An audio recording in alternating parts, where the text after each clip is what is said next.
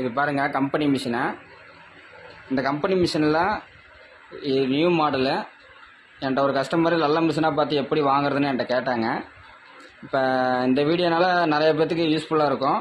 First ஒரு நல்ல மிஷினாக பார்த்து வாங்கணுன்னா என்னென்ன செக் பண்ணணுன்னா, டேங்கோட ஹைட் எவ்வளோன்னு கேளுங்க.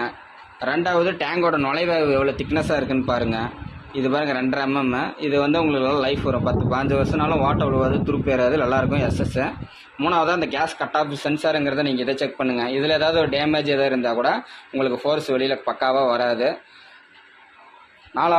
மூணாவதா கோர் பாருங்கள், ஏதாவது துருப்பு இல்லாமல் நீட்டாக இருக்கான்னு பாருங்கள். பெயிண்டிங் பண்ணதை பாருங்கள். பெயிண்டிங் பண்ணதில் வார்னிஷு பக்காவாக இருக்கணும், டல்லாக இருக்கக்கூடாது. டல்லாக இருந்துச்சுன்னா பழைய காயிலாக இருக்கலாம், இல்லை யூஸ் பண்ண மிஷினாக இருக்கலாம். அதை நீங்கள் ஓப்பனாக இங்கேன்னு இல்லை, வெளியில் எங்கே மிஷினை வாங்கினாலும் சரி இதை செக் பண்ணி வாங்குங்க.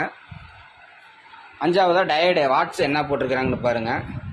250 வாட்ஸ் டயர்டு போட்டிருக்கிறாங்க. அதே மாதிரி 2 பக்கமும் அதே போட்டிருக்காங்கன்னு பாருங்கள். அலுமினியம் பிளேட்டையும் செக் பண்ணிக்கோங்க. இவ்வளோதாங்க. நல்ல மிஷினாக பார்த்து வாங்குறதுக்கு இதை செக் பண்ணால் போதும். 2வது நியூ மாடலுக்கு டியூப் ஹெவியாக இருக்கணும். 6ஆவதா இப்போ எங்களிடம் மிஷின் வாங்குறவங்களுக்கு எப்படி சால்டிங் செய்யணுங்கிறது எல்லாமே சொல்லி கொடுத்துருவோம். ஃபிட்டிங்லாம் பண்ணி கொடுத்துருவோம். சர்வீஸு லிப்பேரு செஞ்சு தரோம். மிஷினுக்கு சம்மந்தப்பட்ட ஃபேர் பார்ட்ஸு கிடைக்கும்.